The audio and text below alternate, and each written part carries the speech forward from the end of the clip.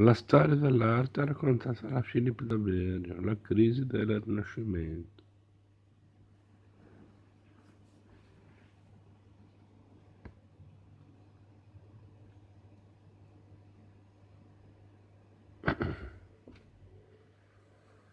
L'altro teorico delle arti che si trova ad affrontare il tema è Giorgio Vasari.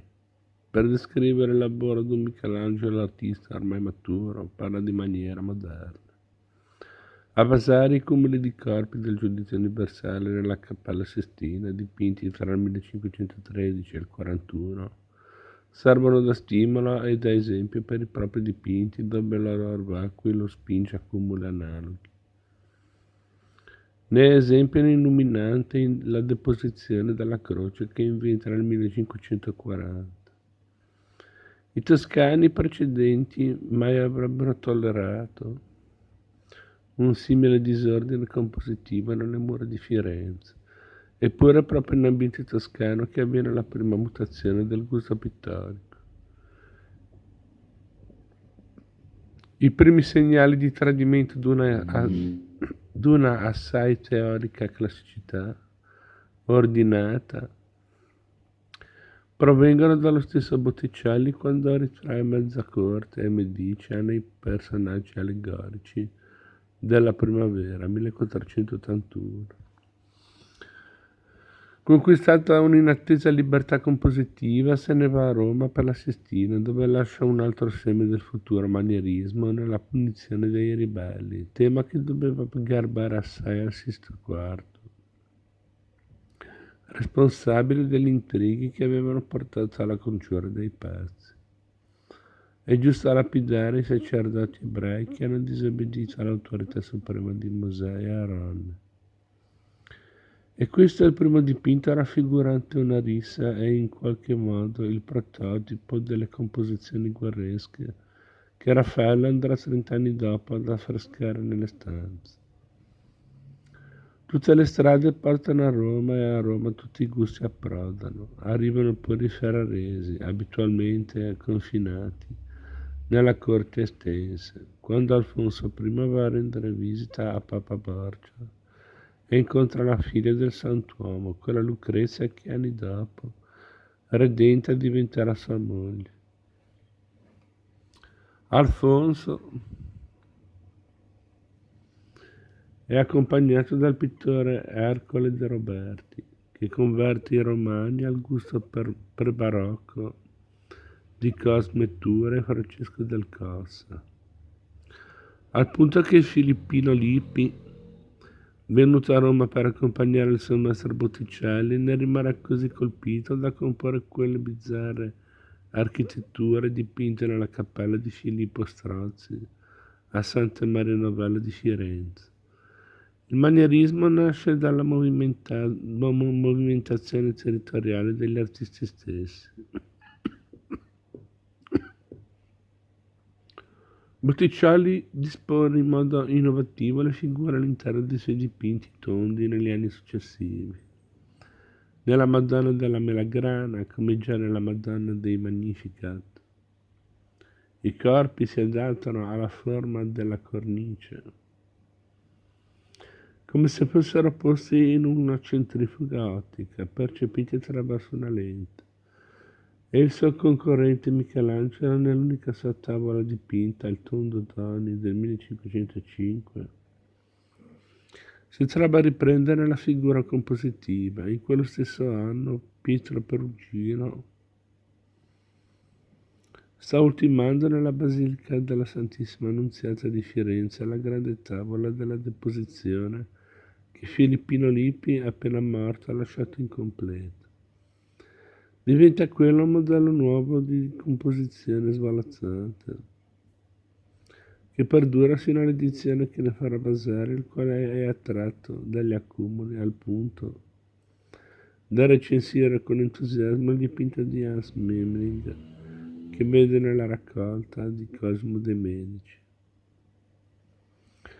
Per la rivoluzione compositiva le relazioni che si generano fra Nord e Sud Europa sembrano determinanti.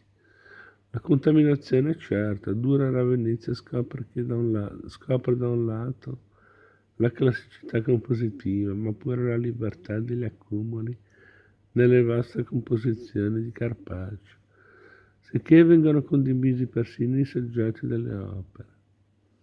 Appena tornato in terra germanica dipinge quella curiosissima pala dedicata ai 10.000 martiri.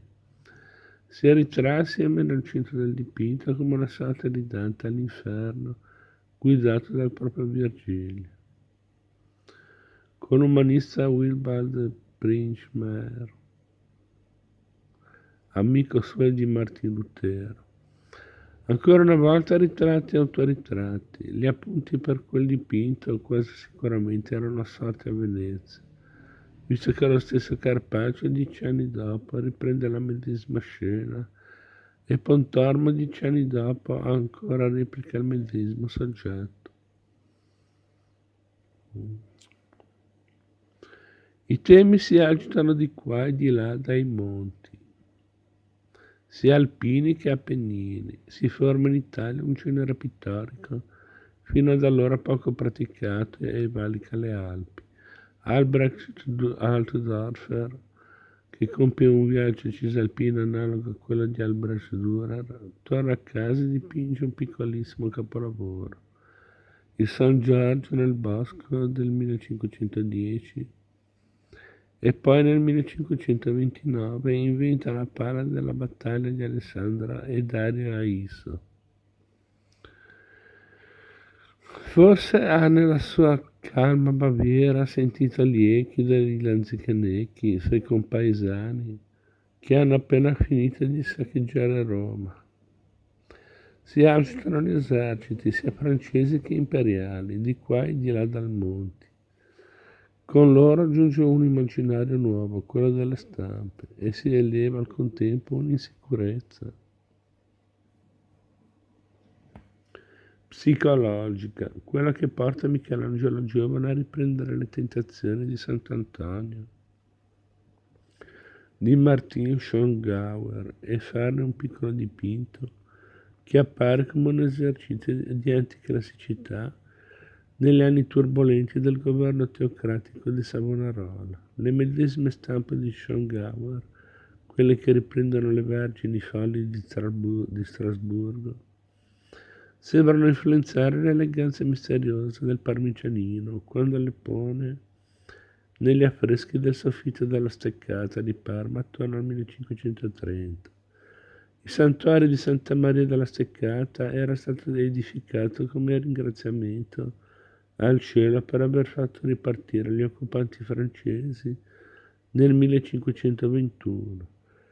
Ma a questi stessi movimenti fra francesi e imperiali si era dovuta la circolazione di immagini su carta che aprivano l'immaginario ad orizzonti prima ignoti.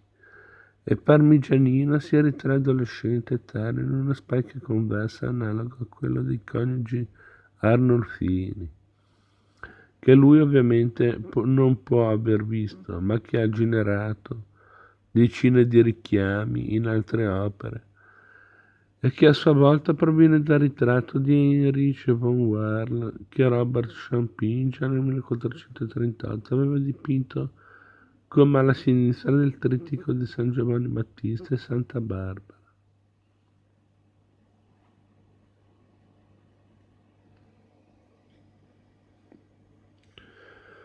Il 400 aveva con la riscoperta dell'antichità posto le basi del Rinascimento. La prima metà del 500 mescola le carte e le esperienze e la pittura va alla ricerca di tematiche contingenti.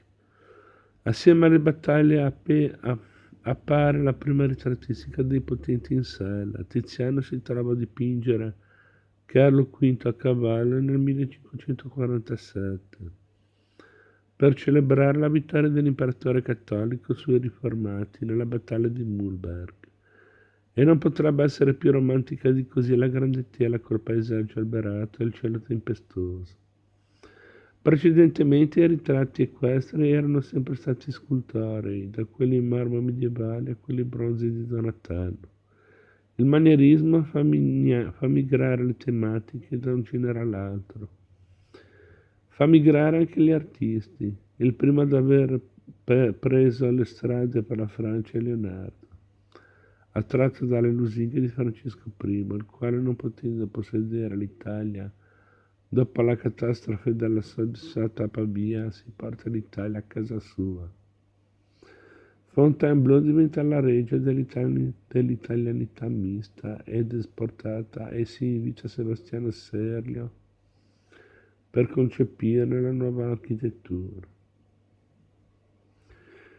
Francesco I aveva già acquistato il più manierista dei dipinti da allora, quel groviglio di corpi dipinto da Rosso Fiorentino nel 1523 e sempre dedicato al potente Mosè.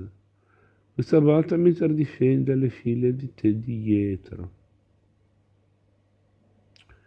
Il manierismo stava definitivamente valicando le Alpi ad occidente, anche verso la Francia, e ci finisce pure per Maticcio a decorare Fontainebleau. Non solo con dipinti, ma con stucchi e cornici. Si fa accompagnare dall'architetto Mignola e Emiliano come lui. Pure per Maticcio è sommo esperto di grovigli di corpi.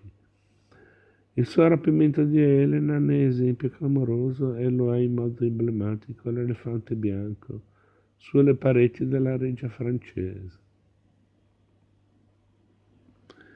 La critica inglese odierna è sempre attenta alle questioni dell'arte italiana, chiama oggi in modo poetico e letterario questa stagione pullulante d'energia The Age of Vasari, l'età di Vasari. Una delle testimonianze più attraenti delle guerre di quegli anni è la raccolta degli arazzi da Vallò, ora al Museo di Capodimonte. Furono ordinati da Carlo V per celebrare la sua vittoria a Pavia su Francesco I, realizzati nella sua città di residenza, Bruxelles, da William Dermoyen. Su cartoni di Bernard van Orley attorno al 1530. L'horror vacui domina tutte le scene. Bernard van Orley non è mai stato in Italia, ma conosce bene lo stile compositivo di Raffaello, il quale a Bruxelles ha spedito tra il 1515 e il 19 i suoi cartoni per la realizzazione degli arazzi destinati al Vaticano.